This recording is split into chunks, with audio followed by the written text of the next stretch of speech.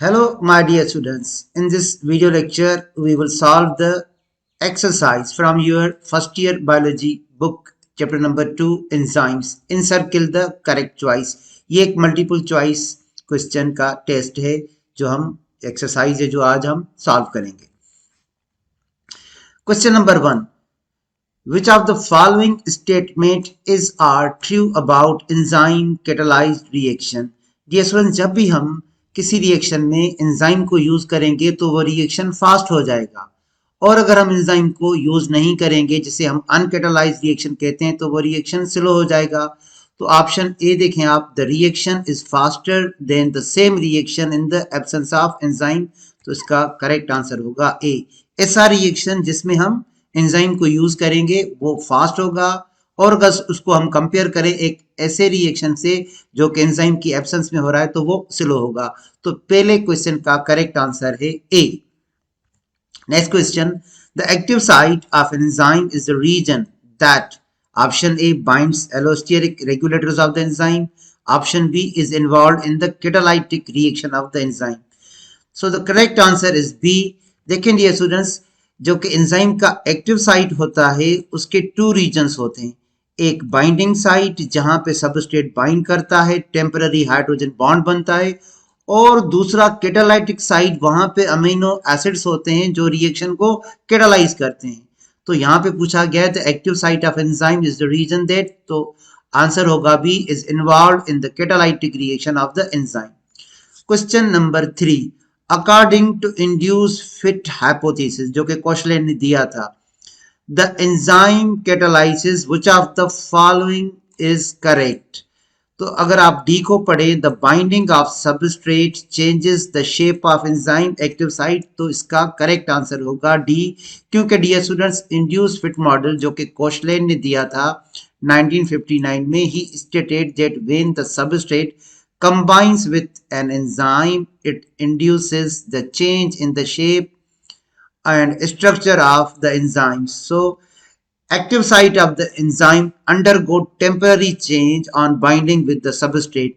तो question number 3 का correct answer होगा डी. क्वेश्चन नंबर 4, यहाँ पे डियर स्टूडेंट आपको एक ग्राफ दिया गया है जिसमें ये कर्व 1 है, ये कर्व 2 है और ये कर्व 3 है, और क्वेश्चन किया जा रहा है विच curve represent the behavior of an enzyme taken from a bacterium that lives in hot springs. तो कुछ बैक्टीरिया हॉट स्प्रिंग्स में रहते हैं जहां पर टेम्परेचर यूजुअली 70 डिग्री सेंटीग्रेड से अबव होता है. तो क्या उनके लिए कर्व 1 सही रहेगा, कर्व 2 या कर्व 3? देखें डियर स्टूडेंट, ये जो कर्व 3 है, ये कर्व 3 यहाँ पे देखें तो 80 तक आ रहा है, और हमारे टेक्स्ट बुक में इसका करेक्ट आंसर जो होगा वो सी होगा, 3 ओनली, जो कि यहाँ पे मैं मार्क कर रहा हूँ 80 डिग्री सेंटीग्रेड शो कर रहा है. देखें डियर स्टूडेंट्स, टेक्स्ट बुक में लिखा गया है some bacteria which survive in hot springs are called thermophilic heat loving bacteria because they have optimum temperature of 70 degree और इवन हायर. तो यहाँ पे जो कर्व 3 है वहां पे 80 डिग्री सेंटीग्रेड शो हो रहा है, तो इसका करेक्ट आंसर होगा C. Question number 5, increasing the substrate concentration. आप एक मीडियम में सबस्ट्रेट के कंसंट्रेशन को बढ़ा रहे हो. In an enzymatic reaction could overcome which of the following. तो उसमें आप कौन से प्रॉब्लम को ओवरकम करोगे? डियर स्टूडेंट्स, ये होगा सी, कॉम्पिटेटिव इनहिबिशन. अब सी क्यों होगा? देखें डियर स्टूडेंट्स, ये जो कॉम्पिटेटिव इनहिबिटर है वो एंजाइम के एक्टिव साइट पे बाइंड होता है, और इसी साइट पे सबस्ट्रेट भी बाइंड होता है, क्योंकि कॉम्पिटेटिव इनहिबिटर और सबस्ट्रेट का शेप आपस में भी मिलता है और एक्टिव साइट से भी मिलता है.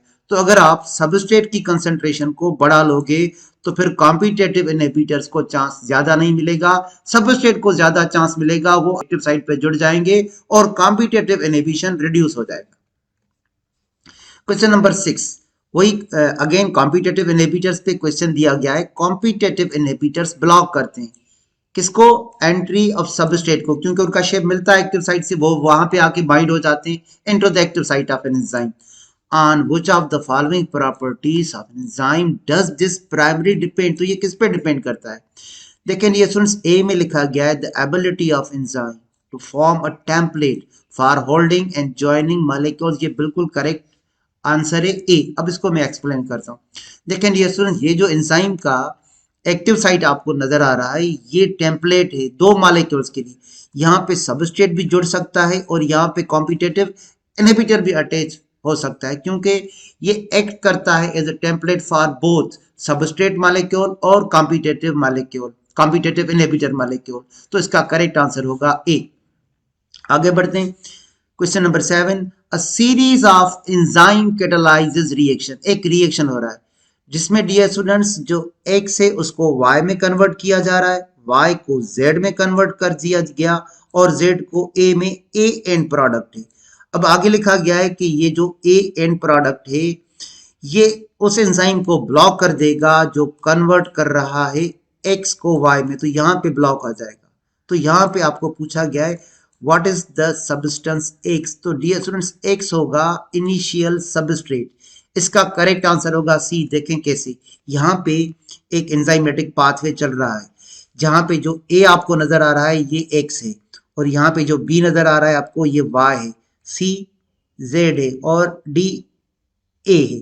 तो यहाँ पे डियर स्टूडेंट्स ये जो अपना A है X वो इनिशियल सबस्ट्रेट है और यहाँ पे ये जो आपको Y और Z जिसको हमने B और C कहा ये इंटरमीडिएट्स हैं और यहाँ पे ये जो A है डियर स्टूडेंट्स वो एंड प्रोडक्ट है। तो अब देखें ये जो एंड प्रोडक्ट है डियर स्टूडेंट्स, ये एंड प्रोडक्ट वापस आ रहा है फीडबैक करके और यहाँ पे एंजाइम 1 की एक्टिविटी को ब्लॉक कर रहा है। तो एक्स से वाई नहीं बनेगा, यहाँ पे ब्लॉक आ गया तो ये एक्स हो गया इनिशियल सबस्ट्रेट। तो इसका करेक्ट आंसर होगा C initial substrate. Question number 8, if an enzyme is added to a solution where its substrate and products are equilibrium, what would happen? Dear students, nothing would happen. The reaction would stay at equilibrium. तो इसका correct answer होगा D.